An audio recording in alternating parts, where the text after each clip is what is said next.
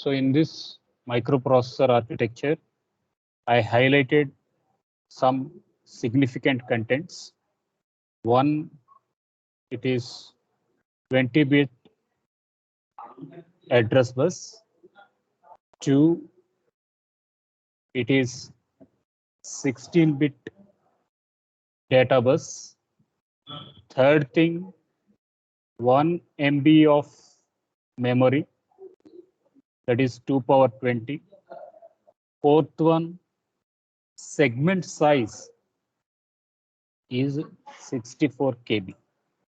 So these are the highlights. Then we talked about the architectural diagram. In architectural diagram, we mentioned two units. One, we call it as BIU. Two, we call it as EU. So when we were telling about BIU, we are calling it as bus interface unit. Two, we are calling it as execution unit. So these are the highlights. Next one. Coming to the first word, bus interface unit. So bus interface unit, it is going to make all types of data transfers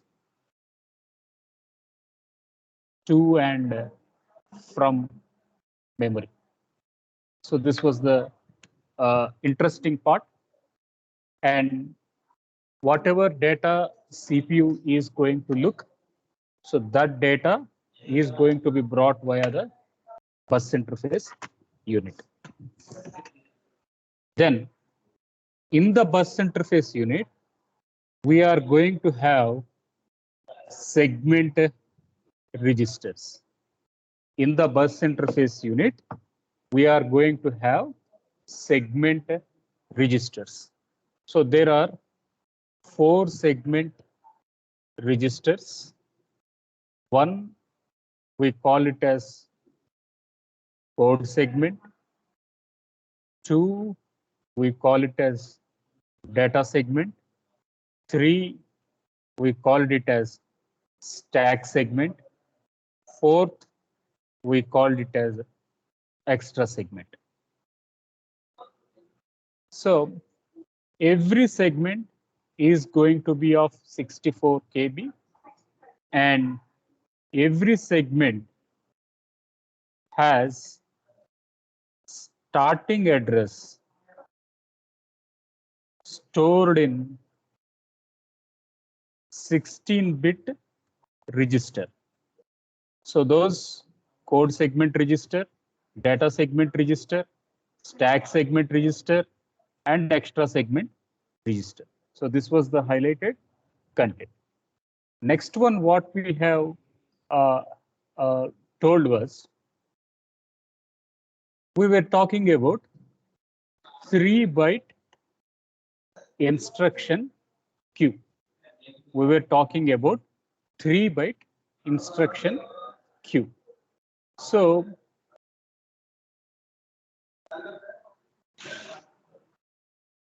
six-byte instruction queue.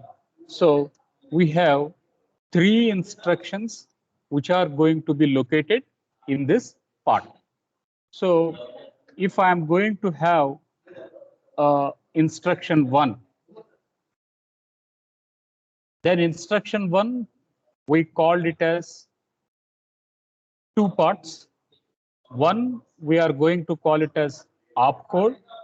Another, we are going to call it as operand. Opcode is of 8-bit. Operand is also of 8-bit. Total, it is 16-bit. So 8-bit, we are going to call it as byte 1. Another 8-bit, we are going to call it as byte 2. Total 16 bits. So we call it as 2-byte. So instruction 1, instruction 2, and instruction number 3. So first instruction, second instruction, third instruction. So at a time, 3 instructions are going to do in parallel. So what is the advantage? The advantage of to have pipelining. The advantage was to bring pipelining. So when we talk about pipelining, we need instruction phases. What are the 3 phases means? They are going to be fetch phase, decode phase, and execute phase. They are going to be fetch phase, decode phase, and execute phase. So in fetch phase, instruction is retrieved from the bus interface unit to decoding phase, instruction, semantic, and syntax is processed, and finally instruction gets executed in the third phase. So fetch, decode, execute. Now simultaneous fetch, decode, decode, execute, or fetch, execute. 2 or more stages done in parallel, we are going to call it as pipelining. So pipelining concept, it is implemented in the 3 instruction queue. So this was the takeaway from the slide. The second part of the architectural diagram we were talking about is EU. We are going to call it as execution unit. In this execution unit, there are 8 CPU internal registers. There are 8 CPU internal registers. So what are those 8? One, we are going to call it as stack pointer. 2, we are going to call it as base pointer. 3, we are going to call it as source index. 4, we are going to call it as destination index. 5, we are going to call it as AX. 6, we are going to call it as BX. 7, we call it as CX. And the last one, we call it as DX. SP stands for stack pointer. BP stands for base pointer.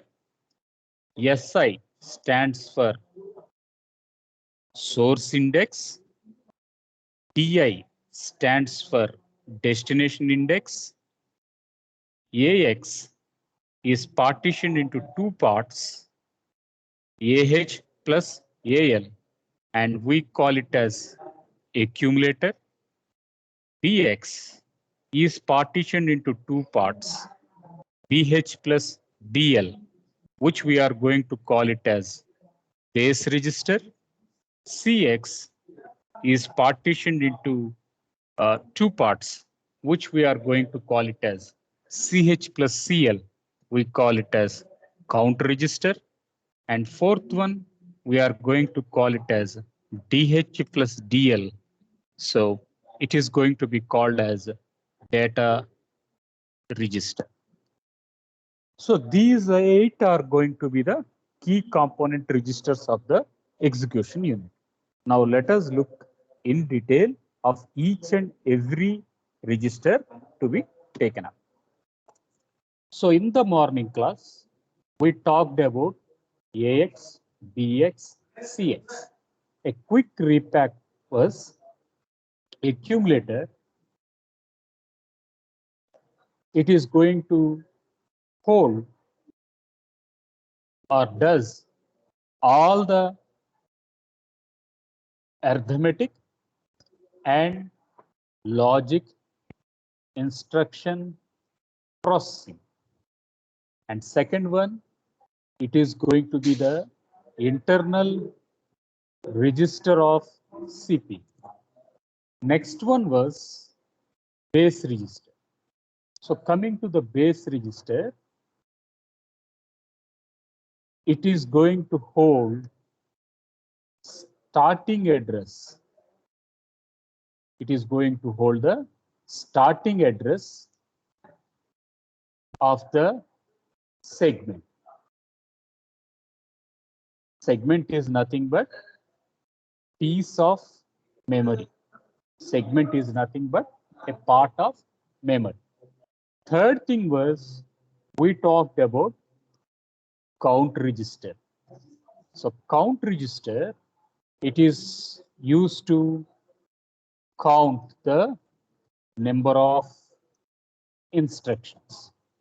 It is going to count the number of instructions. The property was it can increment or it can decrement. It can increment or decrement.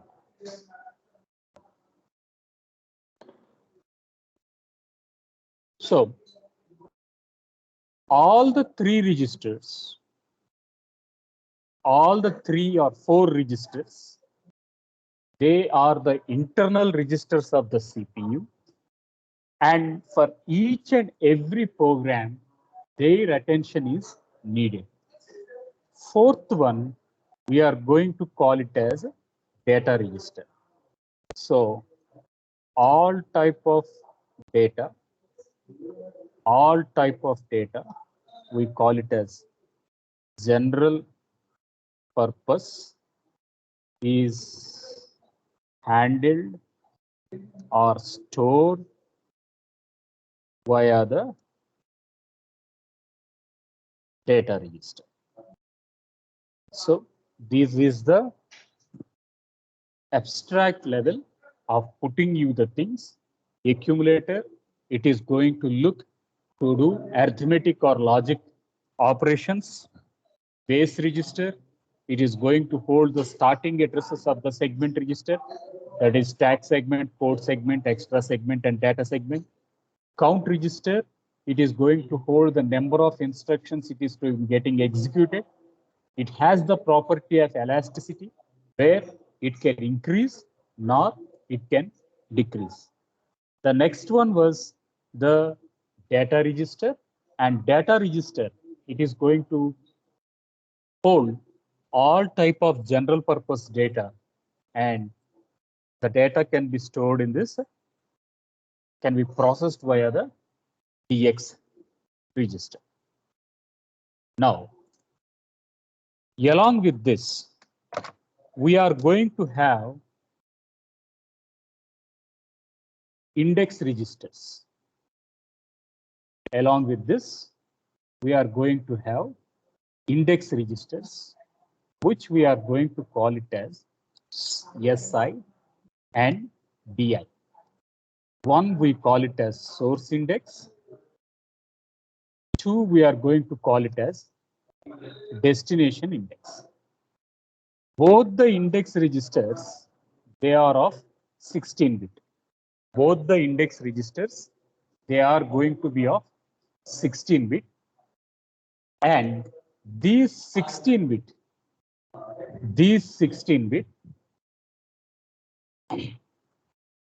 they are going to deal with string operations. They are going to deal with string operations. So as we are going to do it in the C language, the string operations, that is strcmp or strcat. So you call it as string compare, you call it as string concatenate. So such a type of string operations, they are going to be processed by the index registers. So index we can put in this model. I'm going to say AX is equals to some SPECW. Now the value position 0, 1, 2, 3, and 4. So we are going to call it as SI of 0, SI of 1 is equals to V, SI of 0 is equals to S, SI of 2 is equals to E, SI of 3 is equals to C, SI of 4 is equals to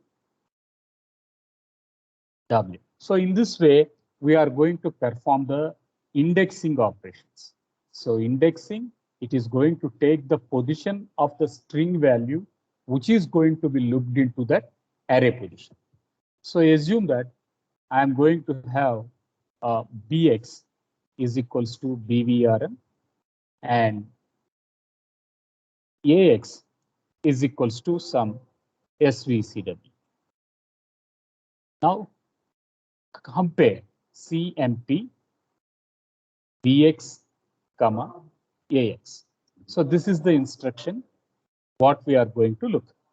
Now when I'm going to say AX is equals to SVCW and BX is equals to BVRN, then I'm going to write compare AX comma BX. So this is the instruction.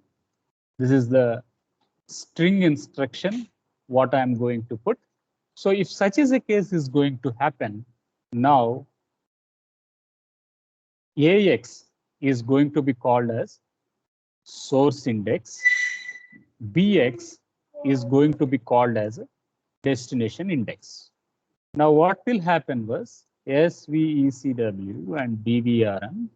Now these two positions will be compared with each other.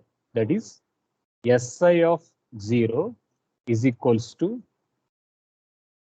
destination index of 0. Yes or no? Answer is no. Then SI of 1 is equals to DI of 1. Then it is comparing V with V. So again, signal is okay. Then SI of 2 is equals to destination index of 2. Then it is comparing E with R2. In this way, we are going to compare. We are going to compare position by position.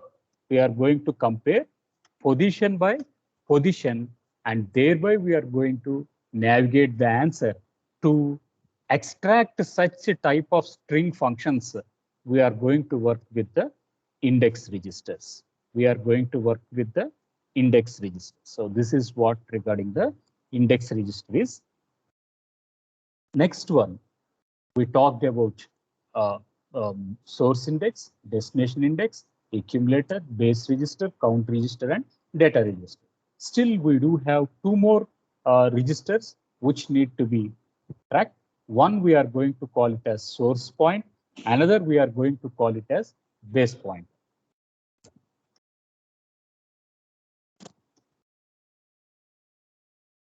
SP is equals to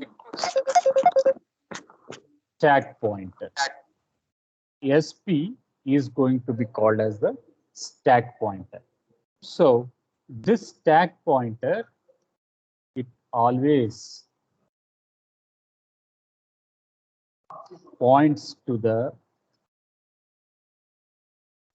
top of stack. It always points to the top of the stack, and it is going to hold the address, and it is going to be of a 16-bit. So this is the takeaway regarding the SP. So let us illustrate a stack here. So we have A element, B element, C element, and D element. So D element, we are going to call it as TOP, called as top of stack. And the address of D, the address of D is going to be held by the stack pointer. So the topmost element, what we are going to put, that element address is going to be positioned by the stack pointer. So address of D, that implies address of D, we are going to call D as the top of the stack, and this address of the D is held by the SP. Now, what will be the operations we are going to do at this point means we can do push and we can do pop. When we are going to do a push operation, we are going to make a insert into stack, and when we are going to do a pop operation, we are going to make a delete from stack. So this is all regarding the SP. Now, stack, it is going to work with a principle called as last in, first out. So this is to illustrate every central processing unit to execute a program, it has to go via the stack. It has to go via the stack. Therefore, we are going to use the stack segment register, and that stack segment register, it is going to be worked using the stack pointer. After stack pointer, we are going to have base pointer. After stack pointer, we are going to have base pointer. So when we are going to talk about the base pointer, again, the first and foremost condition we are going to tell, it is going to have a 16-bit address. 2, it is going to be called as internal CPU register, and it is going to be used in the execution unit. It is going to be used in the execution unit. So these two are the primary key takeaways. And next one, base pointer, it holds the starting address of segment register. Okay, then what is BX doing? BX is also doing the starting address. Then what is the difference between these two? If both are doing the same, then what is the difference between these two? Again, BX is also holds the starting address. BX is also holding the starting address of segment. Then both are same. Then what is the difference is base pointer will work in execution unit. This is the first thing. Now, we talked about the bus interface units, code segment, data segment, extra segment, and stack segment. Next one, we talked about the 6-byte instruction queue. So after discussing about the 6-byte instruction queue, we were telling that it is going to hold 3 registers, 3 instructions, instruction 1, instruction 2, and instruction 3. So one instruction will do fetch, another instruction will do decode, another instruction will do fetch. So simultaneously doing fetch phase, simultaneously doing decoding phase, simultaneously doing execution phase. So all these 3 aspects doing at a time, we are going to call as pipeline. Next one, we were talking about the execution units content. So the base pointer, stack pointer, index pointer, and accumulator, base register, code register, and data register. So count register and data register. So we talked about all these items in detail. The next one was the next one was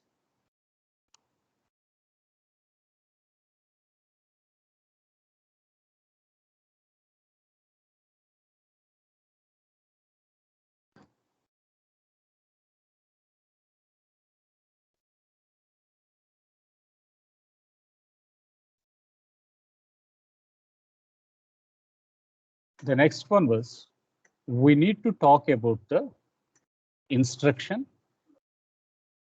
We need to talk about the instruction, and this instruction, it is going to have two parts. One part we were calling it as opcode. Another part we are going to call it as operand. One part we call it as opcode. Another part we were calling it as operand. When we are going to call it as an opcode, it is going to direct or instruct what the CPU has to perform. Examples, it can be move AX, BX, add AX, BX, then compare AX, BX. So in this way, whatever way of putting the things you need to do, all those move, add, compare. So move, add, compare. So these elements, we will call it as opcodes. The other name for an opcode, we are going to call it as mnemonic codes. So this is the first and foremost key taken. Next one. This is all regarding the opcode. And this, it is of 8-bit. So instruction, we are mentioning it as 16-bit. In this, 8-bit is going to be occupied with the opcode.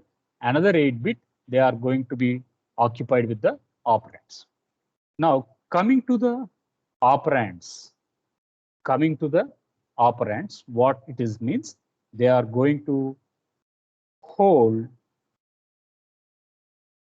data or addresses.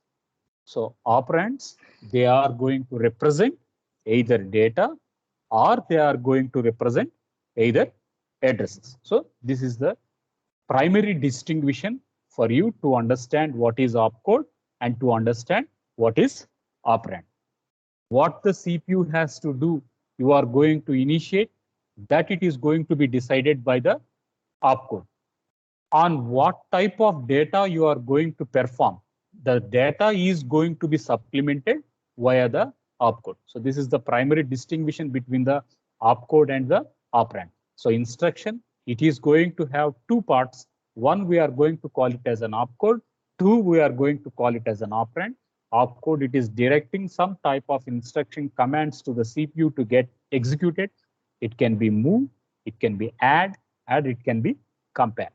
So whatever registers they are going to process, those registers can hold either data, those registers can hold either addresses. So making use of either a data, making use of either an address is going to be derived via this operands. Next part. So we were talking about the arithmetic logic unit. Arithmetic logic unit, we are representing in this model. And then we mentioned A as an input, B as an input. And finally, we are going to get the C as an output. Now, I'm going to give 10, then I'm going to give 20. So I put a add operation, add AX comma BX. So I'm pushing AX with 10 and I'm pushing base register with 10. Now we are going to see that it executes like this. AX is equals to AX plus BX.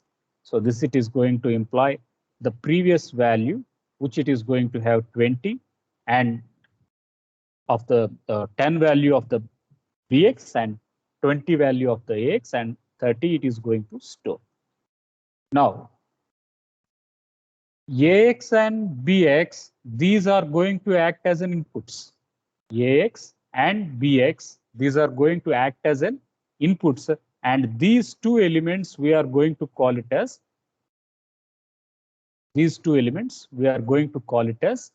operands. Now, addition is going to be processed by the arithmetic logic unit, and this processing we are going to call it as opcode, or we are going to call it as a mnemonic code. So what is the takeaway from this slide was, we have an arithmetic logic unit. Arithmetic logic unit will have at least 2 inputs, and it is going to generate at least 1 output. While taking up these instructions, it is going to see that it has an opcode part, and it is going to have a operand part, and it is going to meet up the assembly language construct. Fine. Now we are going to have the output, and that output we are going to represent it as C here. Now, the next component was flag register. What is this flag register means? It is going to describe the output. It is going to describe, or it is going to put the characteristics of the output. So flag register, it is going to present the state of output generated from the arithmetic logic unit. So this was the takeaway. So flag registers, they are going to state how is the output and what are the characteristics of the output. So in this way, the output is going to be generalizedly specified in the flag register. Okay, fine. Now, 8086, it is going to have 16-bit flag register. This is the first takeaway. 8086, it is going to have 16-bit flag register. In this 16-bit flag register, it is going to have control flags, and it is going to have control flags, and the way we are going to put conditional flags. It is going to have the 16-bit flag register. It is going to have 2 elements. One, we are going to have conditional flags. Another, we are going to have control flags. One, we are going to have conditional flags. Another, we are going to have conditional flags. So this is 6, and these are 3, and remaining 5 cells are empty. We call it as unused locations. We are going to call them as unused locations.